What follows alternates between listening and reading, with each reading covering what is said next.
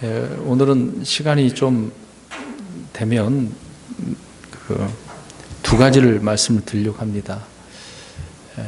첫 번째로는 하나님이 창세기 3장에서 어떤 하나님으로 말씀하고 있는가라고 하는 부분과 또 그 뱀의 정체가 누구인지를 살펴보려고 합니다.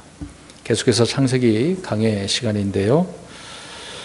창세기 이제 3장을 우리가 살펴보고 있습니다. 여러 번 3장을 우리가 읽었으면 좋을 것 같고요. 아는 내용이지만 이 아는 사실을 한번 짚고 넘어가는 그런 부분이 있었으면 좋겠습니다. 창세기 3장은 현 세상에서 겪는 모든 그 문제의 원인이 기록되어져 있는데요. 곧 죄의 문제, 저주, 사망, 또 고통과 눈물, 우리 찬송도 아까 불렀습니다마는 그런 것들이 있죠. 그리고 질병이 있습니다. 사람들이 겪는 모든 문제의 원인이 3장에 나오고 있는 것이기 때문에 그렇습니다. 이제 처음으로 세상에 죄와 사망이 들어오게 되어져서 그것으로 인한 저주와 사망이 선포되어지고 있는 그 내용이 기록되어져 있습니다.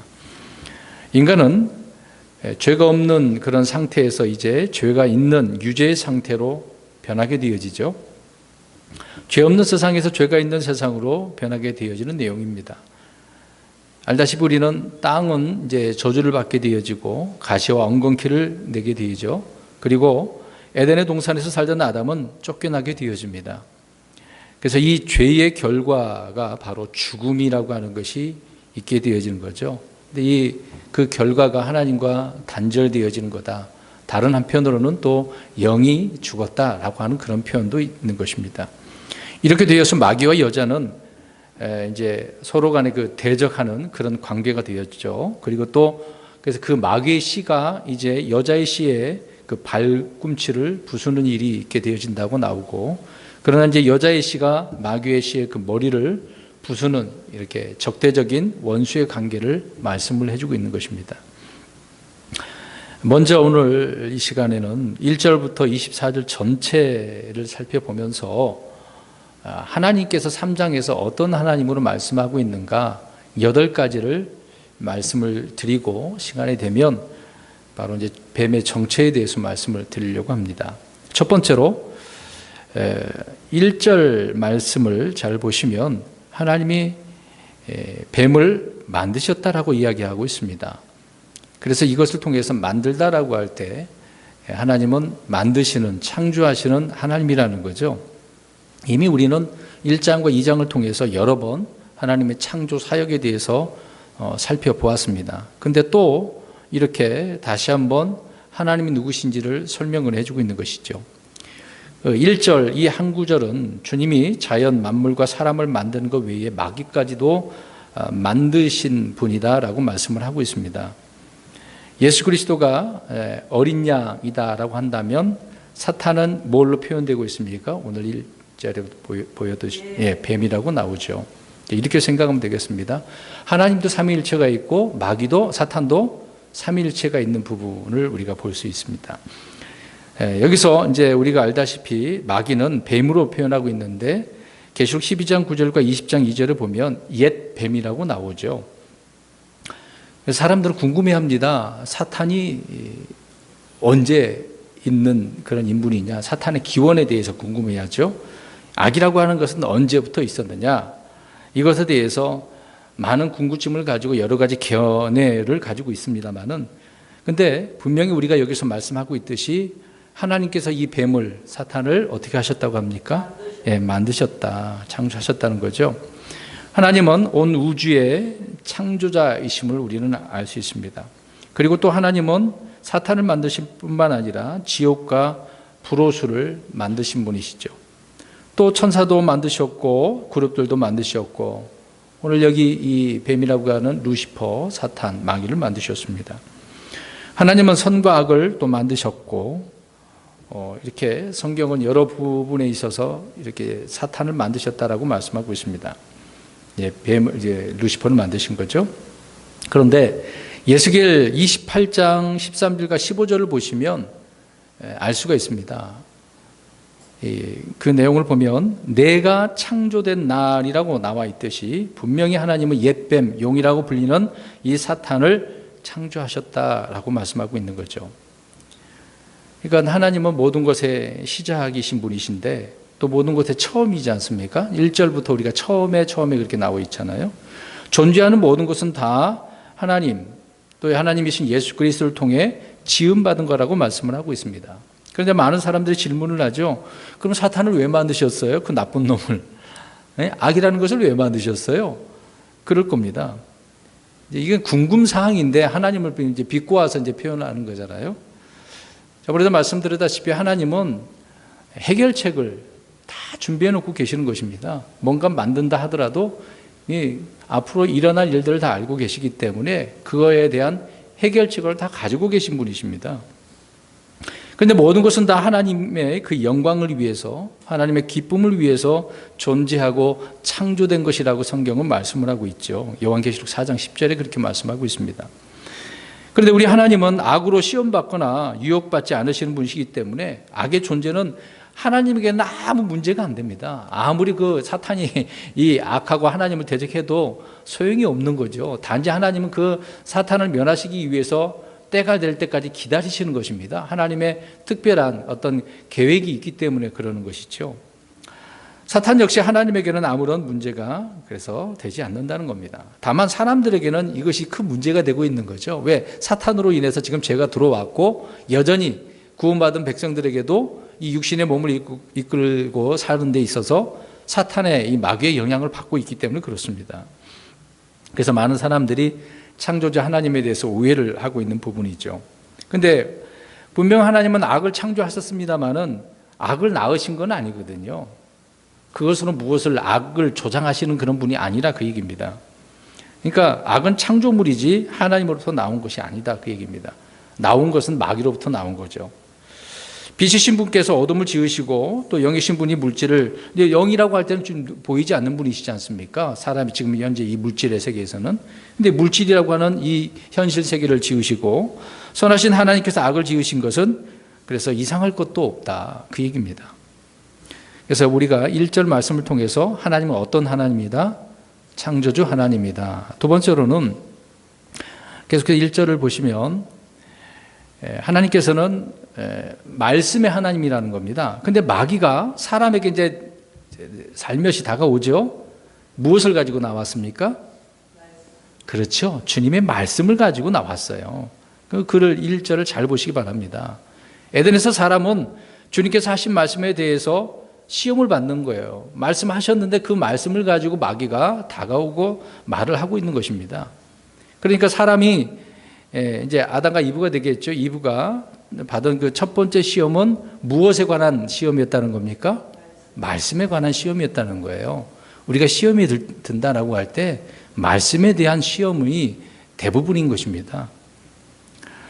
주의 말씀에 대해서 우리가 그래서 어떤 자세를 지니는가에 따라서 우리가 사느냐 죽느냐 그렇게 되어진다는 겁니다. 또 복을 얻느냐 저주를 받느냐 그 얘기죠. 주님의 말씀을 그 자체가 영이고 생명이라고 성경은 말씀을 하고 있지 않습니까? 요한복음 6장 23절에 하나님 모든 것을 그래서 다 말씀을 통해 지으셨고 또 말씀하실 때 그 말씀대로 모든 것이 존재하게 되었단 말이죠. 또 하나님은 자신이 지으신 창조물과 말씀하시는 하나님의 말씀의 하나님이죠. 지금 받은 그 아담과 이브가 하나님과 대화하잖아요. 또 마귀하고도 뱀하고도 대화하시고 하나님은 아담에게 물으셨고 대답을 들으셨고 또 명령까지 하셨습니다. 이렇게 말씀하신 하나님, 이런 하나님을 우리가 섬기는 거죠. 비록 우리 눈에 지금 보이지는 않지만 이 말씀을 가지고 우리가 하나님을 알 수 있고 하나님과 이제 대화를 할 수 있는 거죠. 그래서 마태복음 4장 4절에 예수님께서 시험 받으실 때 사탄에게 물러가라 하면서 한 가지 말을 합니다. 하나님의 입에서 나오는 모든 말씀으로 살 수 있다. 살아야 된다. 그렇게 예수님은 말씀을 하고 있습니다. 사람은 하나님의 말씀을 들음으로써 그래서 믿음을 가질 수 있는 것이라고 로마서 10장 17절에 이야기하죠. 또 하나님의 말씀을 통해 생명을 얻는 것이다. 그래서 성경에 보면은요, 생명의 말씀, 권능의 말씀, 은혜의 말씀, 의의 말씀, 믿음의 말씀, 순수한 말씀, 단련의 말씀, 심판의 말씀, 이런 내용들이 굉장히 많이 나오는 겁니다. 그러니까 지금 1절에서도 두 가지를 지금 이야기하고 있잖아요. 창조주 하나님, 그리고 말씀의 하나님이다. 이렇게 3장에 계시되어져 있습니다. 세 번째로는 8절을 보십시오. 3장 8절에 하나님은 누구를 찾아오시는가라는 것을 알 수 있습니다. 죄인을 찾아오시는 거죠.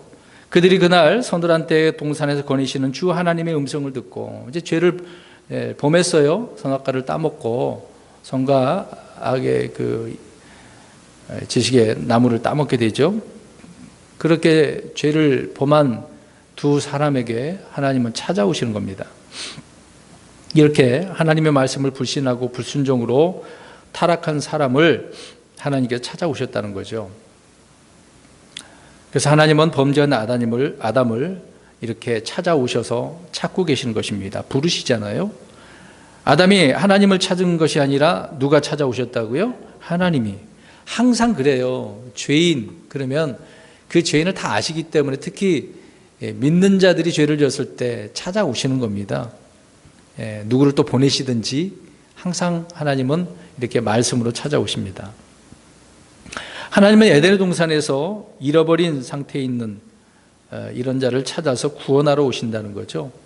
지금 죄를 짓고 나서 숨고 방황하고 있는 거잖아요. 이런 것처럼 예수 그리스도께서도 자기 백성을 찾으러 오셨다라고 말씀을 하고 있습니다. 그래서 잃어버린 혼들을 찾으러 오시는 분이라고 하죠.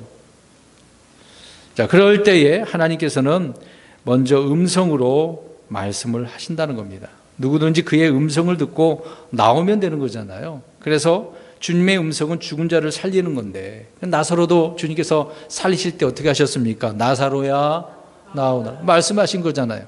그 음성을 듣고 나오면 되는 거예요. 그러면 살아나는 것입니다. 오늘날 이제 복음이 그거 아니겠습니까? 근데 지금 범죄한 아담을 이렇게 찾아오셔서 부르시고 계시는 거예요. 그 죄의 문제를 해결해 주시기 위해서. 근데 하나님께서 이렇게 부르시고 계시는데 어떻게 하고 있습니까? 아담은요? 그렇죠. 피해서 도망가는 거예요. 숨어 있는 거예요. 부끄러우니까. 죄를 졌으니까. 그래서 양심이라도 있는 거죠. 이것이 바로 죄를 지은 죄인들의 본성이라는 겁니다. 우리가 시편 저번에도 이제 죄 짓고 나면은 사람의 상태가 어떤 것인가라고 쭉 살펴보았잖아요. 바로 그것입니다.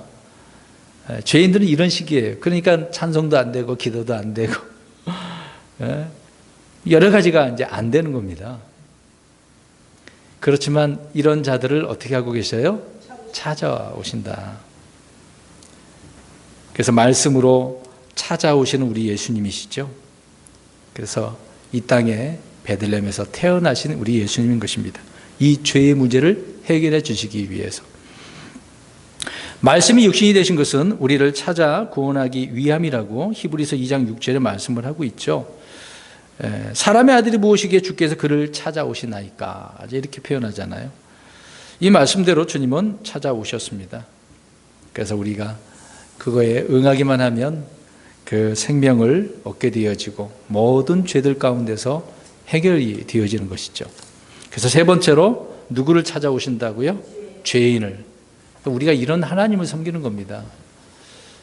그냥 무작정 도망가지 말고 빨리 하나님 앞에 자신을 내어놓고 용서를 구해야 되겠죠.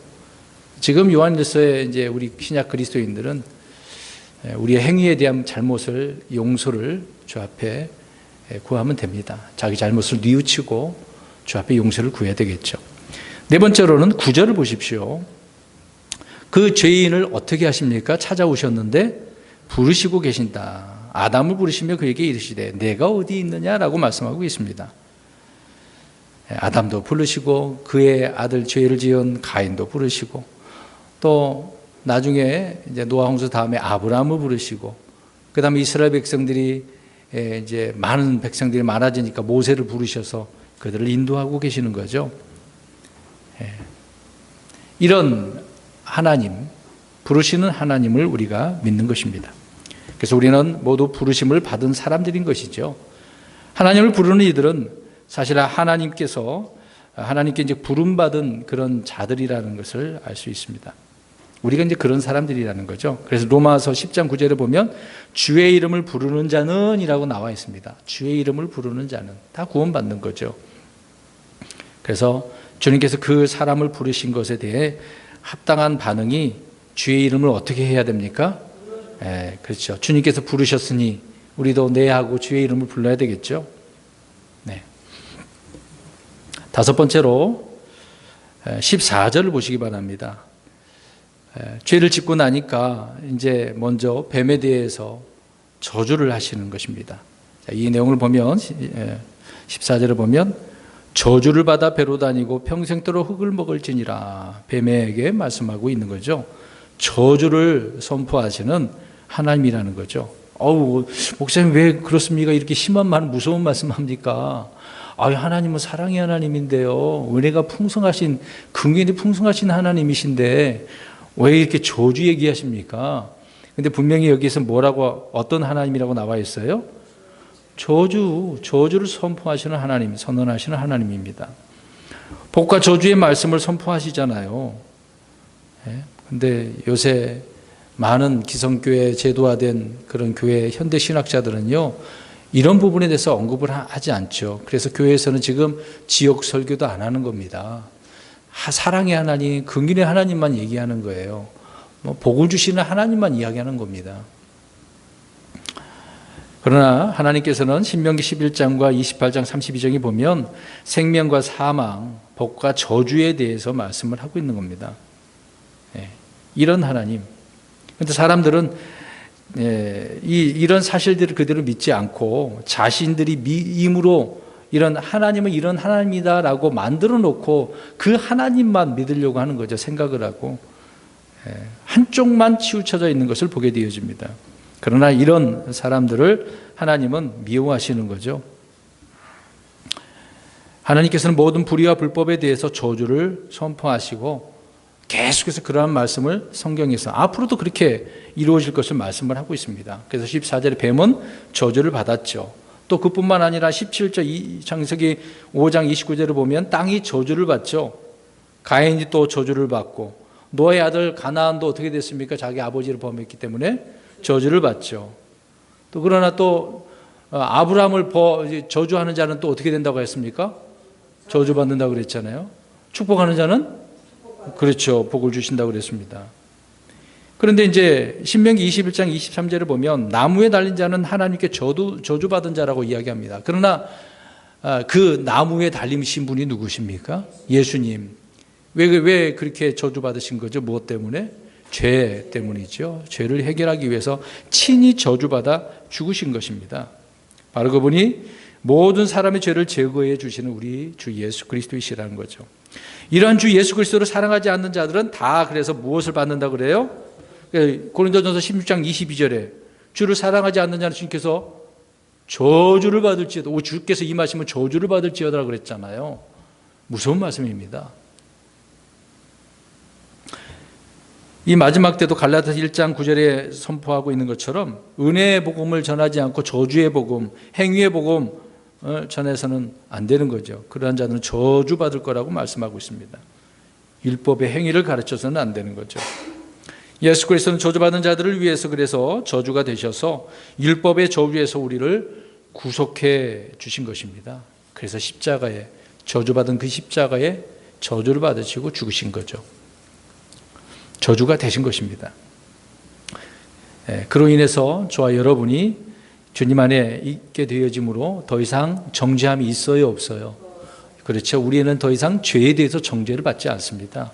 삶의 그 행위, 선한 행위가 육신의 행위가 되어지면 그에 따른 책망을 받는 것이지 죄에 대해서 우리가 심판을 받지 않는 거죠. 그리고 또 우리가 앞으로 우리가 살게 될 새 예루살렘에는 저주가 있다고 그랬어요? 없다고 그랬어요? 그렇죠. 계시록 20장 3절에는 다시는 저주가 없다라고 합니다. 얼마나 감사해요. 그렇죠? 이제 이때가 머지않아 곧 오게 될 것입니다. 그래서 다섯 번째는 어떤 하나님이에요? 저주를 선언하시는 하나님. 여섯 번째로는 15절에서 19절을 보시면 알 수 있습니다. 뱀과 여자와 남자 그 죄를 하나님께서는 재판하시고 판결을 선포하고 계시네요. 그러니까 하나님은 재판관이신 하나님이라는 거예요. 재판관. 창세기 18장 25절 말씀에 아브라함이 하나님 앞에 구하는 내용 중에 말씀한 것입니다. 아브라함이 하나님께 이렇게 말합니다. 온 땅의 심판자께서 의롭게 행하여야 하지 아니하리까. 이제 소돔을 멸할 때 거기에 이제 롯이 있으니까 하나님 앞에 구하잖아요. 50명 이렇게 쭉 숫자 내려가서 몇 명이 있어야 돼요. 최종적으로 10명까지. 근데 10명이 있었어요, 없었어요? 없었다는 거죠. 이제 그것을 말씀하면서 이제 아브라함이 심판자께서 의롭게 행해야 되지 않겠는가 이렇게 말씀을 하나님께 구하고 있습니다. 그러니까 우리 주님은 사람을 외모로 보지 않으시고 재판을 왜곡하지 않으시는 유일한 아주 능력 있는 심판자이시라는 것입니다. 이런 주님께서 재판하신 판결은 항상 어떻습니까? 불의합니까? 옳죠. 참되고 의롭다는 것을 우리는 말씀을 통해서 알 수 있습니다.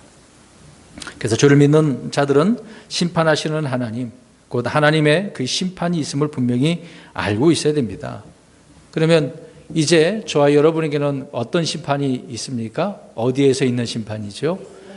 공중에서 그리스도의 심판석, 거기에서 우리의 행위에 따른 심판을 받게 되어지는 겁니다. 그러나 불신자들은 큰 흰 왕자 심판에서 다 죽은 자들이 이제 부활해 가지고 거기서 심판을 받고 영원한 불옷에 던져지죠. 그때에는 모두가 다 불옷에 들어가게 되어지는 것입니다. 진노의 심판이 있게 되어지는 거죠. 그때는 자기 입으로 술술술 다 자기 죄에 대해서 말하게 되어집니다. 숨길 수가 없게 되어지는 부분이죠. 그래서 여섯 번째로는 재판관이신 하나님에 대해서 말씀하고 있고요. 3장 21절을 보십시오. 일곱 번째로는 이런 죄와 허물이 있어요. 그 죄들을 어떻게 하시는 하나님일까요? 덮으셔요. 자, 21절 우리 읽어볼까요? 주 하나님께서 또한 아담과 그의 아내에게 가죽옷을 만들어 입히시니라. 부끄러움, 수치가 드러났으니까 그것을 가리시기 위해서 무엇을 해 입히시죠? 가죽옷, 옷을 입혀주시잖아요. 이런 죄와 허물을 덮어주시는 하나님이다. 인간 스스로가 이런 죄를, 허물을 감출 수 있습니까? 그는 나름대로 무화과 잎으로 입었어요, 안 입었어요? 그런데 어떻게 됐습니까? 말레비도 또 부끄럽잖아요. 그러니까 해결할 수 있어요, 인간이요? 안 된다는 것을 말씀해 주고 있습니다. 안 되니까 누구를 통해서 이 문제를 해결할 수 있습니까? 하나님이시죠. 우리 예수님이시고. 그래서 구원의 방법을 제시하셨을 뿐만 아니라 구원을 이루시기 위해서 이렇게 덮어주시는 거죠. 그래서 짐승을 통해서 대속할 수 있는 부분을 마련해 주시고 있는 겁니다. 이거는 예표죠. 예표입니다. 그래서 짐승의 피를 통해 아담의 죄를 감춰주시는, 다른 표현으로는 용서해 주시는 것을 보게 되어집니다. 에덴 동산에서 있었던 이 일은 그래서 모든 인류의 구속의 역사의 예표로 말씀을 하고 있는 거죠. 그래서 하나님은 가죽을 벗겨서 무엇을 만드신 거예요? 옷을 만드신 거예요. 이것을 아담과 그의 아내에게, 이브에게 입혀주신 것입니다. 그런데 이 옷을 누가 해 입혀줬다고요? 하나님이. 여기에 이제 중요한 부분이죠. 하나님이 죄와 허물을 이렇게 덮어주신 하나님이라는 것입니다. 그런데 아담과 이브는 자기들이 벌거벗은 것을 알았어요. 그런데 오늘날 많은 사람들은 어떻습니까? 모르죠. 자기의 이 수치스러움을 모른다는 게 그게 부끄러운 일입니다. 그게 현실이죠.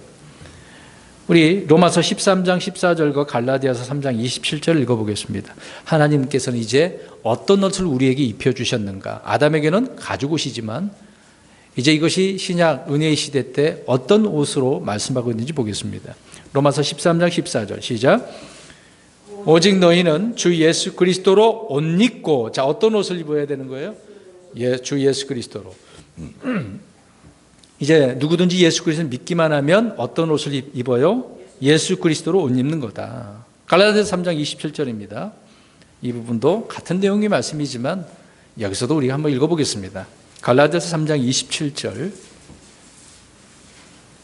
3장 27절 시작.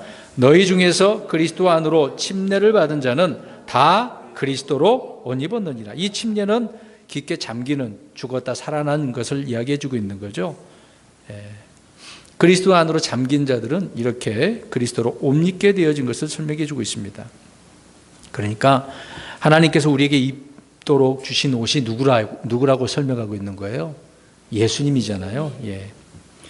주님께서는 에덴의 어린 양처럼 피를 흘려 죽으셨습니다. 근데 여기는 이제 짐승의 피죠. 어떤 짐승인지 말을 하고 있지는 않습니다. 그러나 이것을 예표적으로 우리가 살펴보면 이 피는 어떤 피여야 한다는 것을 알 수가 있는 거죠. 그래서 이런 부분에 생각을 해서 어린 양의 피라라고 이제 말할 수도 있습니다. 꼭 그렇게 말을 하지 않아도 될 수도 있겠지만 그렇게 우리가 말씀을 예표하는 것을 살펴보면 알 수 있습니다. 그래서 우리는 예수님은 우리가 입어야 할 옷이라고 설명을 하고 있는 거죠. 그래서 우리의 죄와 허물을 덮어주시는 거예요. 그럼 이제는 그리스도로 옷 입고 그 외에도 의의 옷을 입으라고, 빛의 갑옷을 입으라고, 전신갑주를 입으라고 그러잖아요, 현재. 근데 앞으로 우리가 주님 앞에 가면 어떤 옷을 입는지 아십니까? 계시록에 나와 있는데. 그렇죠, 흰옷이죠. 흰옷이에요. 우리도 그 흰옷 입어요. 이런 옷은 아무나 입는 게 아닙니다. 주를 믿는 자들에게 주님께서 입혀주시는 옷이죠. 얼마나 아름답겠습니까? 지금 그것을 입고 막 이렇다고 하면은 이건 교만한 거고 자기의죠. 주님께서 입혀주신 것을 입어야 되는 것입니다.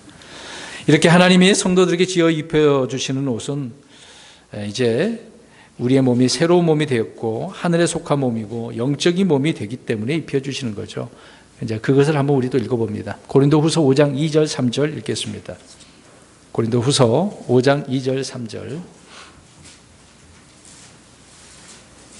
고린도후서 5장 2절 3절 시작.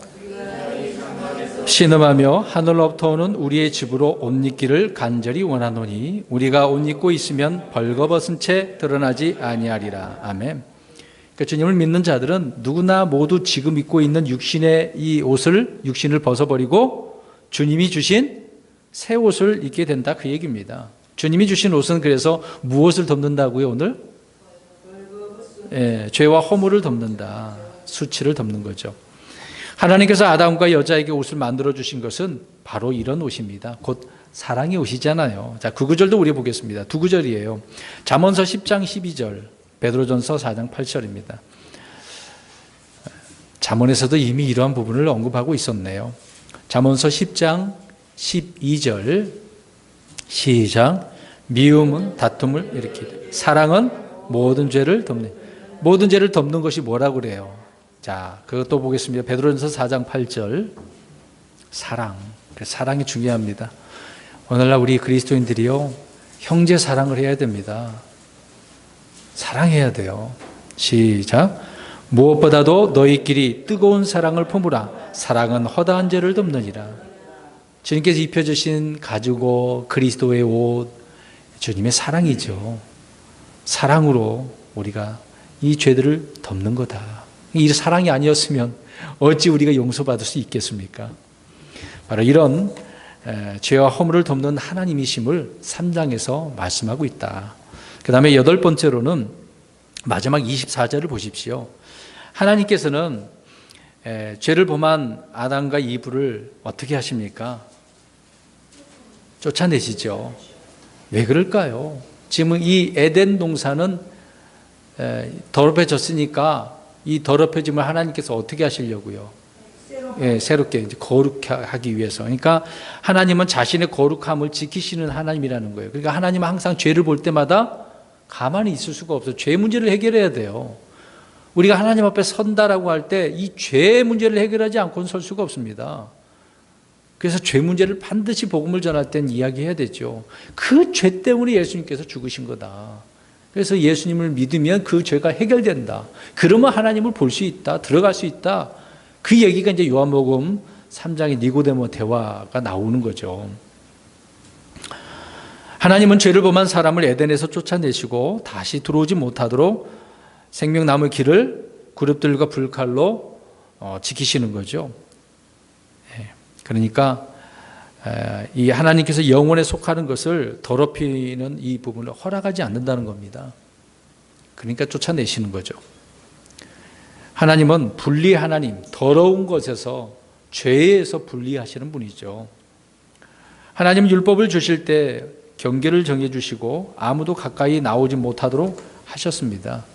또 모세를 통해서 하나님께서 명령을 주실 때 여호수아가 같이 가서 어떻게 했습니까? 아무도 올라오지 못하도록 지키시는 거죠. 또 올라가봤자 소용이 없지만 이렇게 지키시는 거죠. 하나님은 성막이나 성전에서 백성들이 밟아야 할 경계를 그래서 정해 주셨습니다. 이방인의 뜰이 있고 이스라엘 민족들이 지나다니는 뜰이 있는 거고, 또 성소와 지성소가 있잖아요. 다 경계를 정해 놓으셨습니다. 그래서 그 경계를 침범하면 어떻게 되는 거예요? 죽는 거예요. 죽는 거예요. 그러니까 성소를 더럽히면 제사장이라 할지라도 죽는 것입니다. 가만히 두지 않는 거죠. 그래서 하나님께서 나오는 그 유일한 길이 누구를 통해서예요? 오직 예수 그리스도죠. 우리 주 예수 그리스도밖에 없습니다. 네. 주의 피로 구속받은 성도는 그래서 새롭고 살아있는 길로 담대히 히브리서의 하나님의 왕자로 나아갈 수가 있는 겁니다. 그것이 생명 남은 길이고 또 생명이고 또 그분이 바로 예수님이라고 예표를 하고 있는 거죠. 그래서 주님은 누구든지 내게로 나오라고 말씀하고 있기 때문에 지금 이 은혜 시대 때 누구든지 나오면 돼요. 우리 가족들도 나올 수 있도록 우리가 열심히 기도하고 구원받기를 바라야 되겠죠. 이것이 은혜이고 복음이 아니겠습니까? 그러나 반대로 주 예수를 거부한 사람들은 하나님 앞에 나올 수 있을까요? 없을까요? 없죠. 무슨 일이 있어도 안 됩니다. 거부하지 말아야죠. 아무튼 창세기 3장에 계시는 하나님은 성경 전체에서 계속적으로 반복되어서 말씀을 하고 있는 것입니다. 그래서 우리는 하나님이 어떤 분인지를 알아야 돼요. 우리에게 보존해 주신 이 킹제임스 성경을 가지고 하나님이 누군가를 알아야 돼요. 성경이 뭔가만 알면 안 됩니다. 성경은 만한 진리다, 뭐 그런 건 다 알아요. 지식적으로. 그것만 알면 뭐 하겠습니까? 여기 계시는 하나님 누군가를 알려줘야죠. 깨닫고. 많은 지식을 추구하는 사람들은요, 그냥 자기 지식만 채우는 거지 여기서 말씀하시는 하나님을 모르는 경우가 많습니다. 그러니까 하나님을 두려워하지 않고 순종함이 없는 거죠. 형제의 사랑함이 없는 것입니다. 오늘날 킹제임스 진영의 문제가 이런 부분으로 드러납니다. 성경 지식은 너무 풍부한데 이 하나님이 누군지를 잘 몰라요. 두려워하지 않습니다. 그러니까 형제 사랑이 안 되고 비판하고 무시하고 이런 일이 벌어지는 거죠. 우리는 하나님이 누구신지를 분명히